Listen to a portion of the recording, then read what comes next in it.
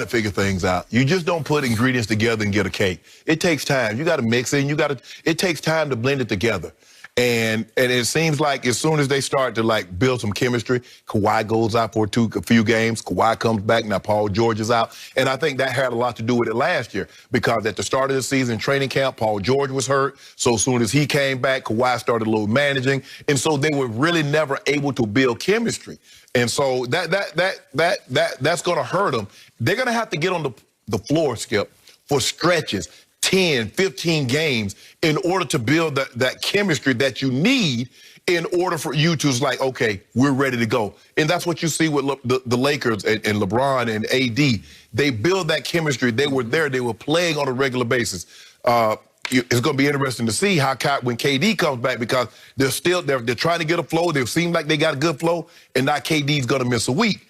But I just want to know, Skip. Oh, Kawhi Leonard showed up. Oh, it's clutch. We just talked about this conversation yesterday about the final 10 seconds of a shot of a game, the go-ahead or tie the game.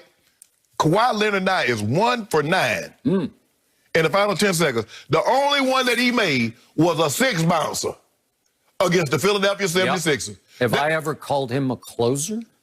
No. So, and I don't know if you noticed this, Skip, last night, but the San Antonio Spurs bench did a number on the Clippers bench. Well, that's because a one-man band. Oh, Patty. And what we do to Patty? we shut old Patty down. Now, but we got some. I tell you what, I'm gonna give you a chance to get your case back. Yeah. You want it? You want the Spurs tomorrow night against the Lakers? Think about it.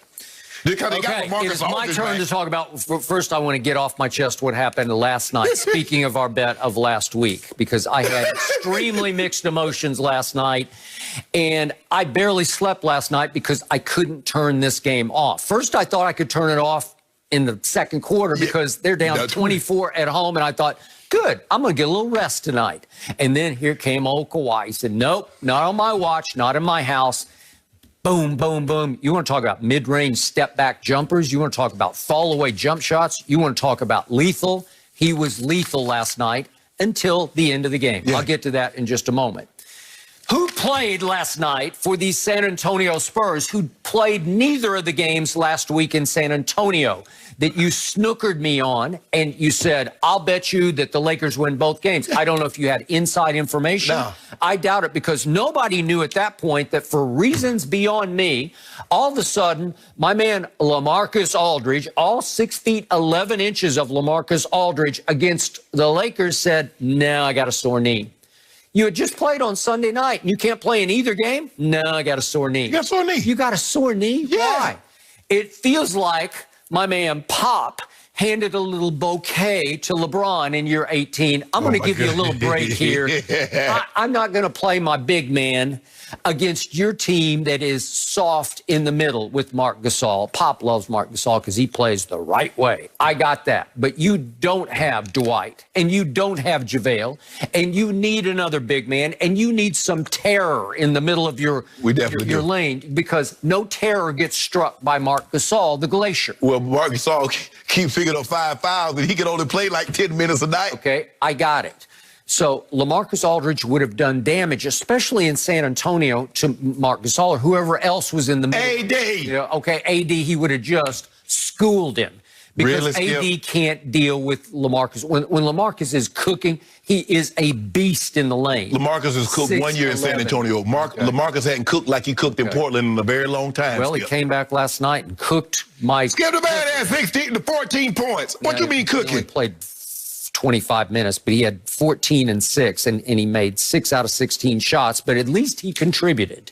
He didn't contribute one bounce against your Lakers in either game, and I still can't figure it out. And then he comes back to play against the Clippers. Well, you're going to have him on Thursday, so bet the case. You got him on Thursday. I'll think about it. I'll think about it. So the next thing that happens is there's no Paul George, and this team falls behind by 24 at home. And remember, they had lost to Dallas by 51 points, and it sounded like they were going to get Texas two-stepped right on their heads. And I was highly respectful of. I was actually in awe of the resolve of this team. You could just see them. They said, no, not this time. And here they came, and they roared back into this game, led by Kawhi Leonard. but it's hard to overcome. One of my all-time favorite players, mixed emotions again, Patty Mills was out of his gourd last night. He made 8 threes in 12 attempts. 8, that's his career high, and he is a really good three-point shooter. He is deadly. He's streaky those skills, because that's his thing, though. He get hot, and he hit 4 or 5 of them when you're quick. So in the first game last week against your Lakers, he took 5 and he made 2. Not bad. And in the second game, a close game, went down to the wire. LeBron got away with an offensive foul. Now, there you go. But Patty Mills took 4 and made 2. So he made 2 and 2 threes in those games. And all of a sudden he goes to the Clippers and makes 8. How do you overcome a team that goes 20 of 40 from 3? What do you think's going to happen? Bad things are going to happen. But you didn't have no problem with Patty Mills when he was lighting up the Lakers back in 2014.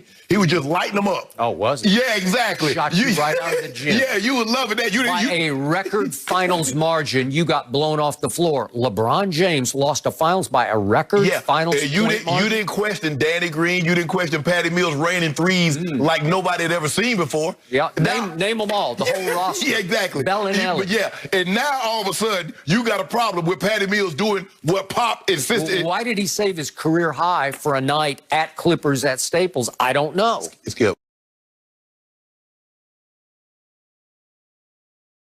I mean, he's streaky. He can get hot like this. A lot of these guys can get, and plus, Skip, I think the thing is when you it's a quiet, I mean, you've been in a actual game, but it's almost like a quiet setting. We saw guys in the bubble. Look at some of the performances that we got in the bubble.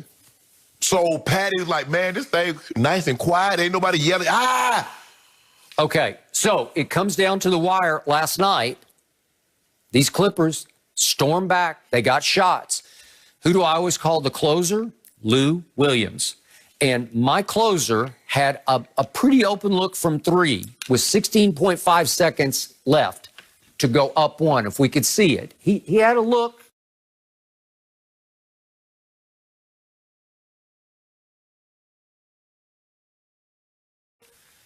And he took the shot. For him, that's a pretty clean look. And he just didn't get it up over the front of the rim. Okay? So here we go again. Lou Williams. This is the shot of the night. This is to maybe to win the game, at least to go up by 1. So, but they get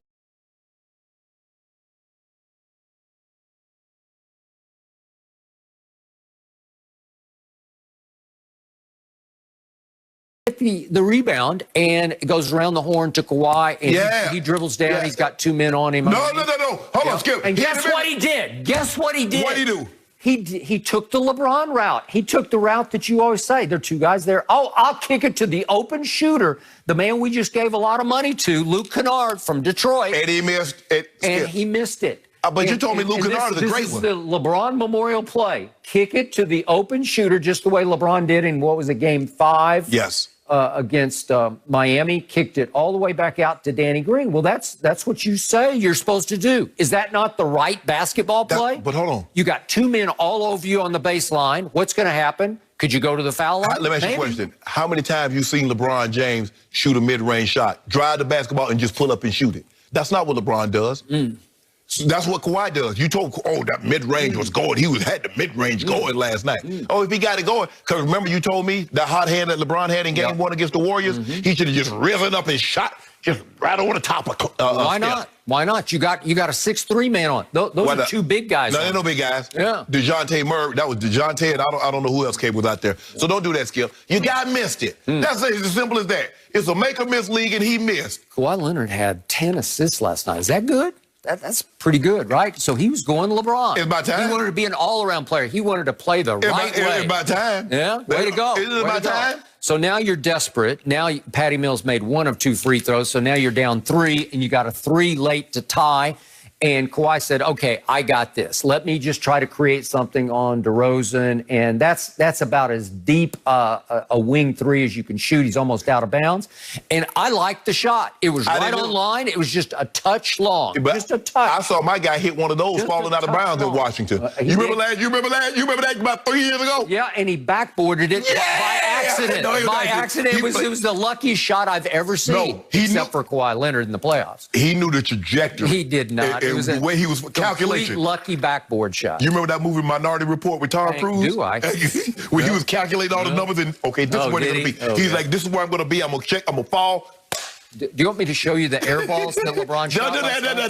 No. Okay, I didn't think so. So, again, way to go, Kawhi. You had a good night. You put up your 30 and 10 assists. That'll work. You got him back in the game. No Paul George. Yeah, LaMarcus played. You got me.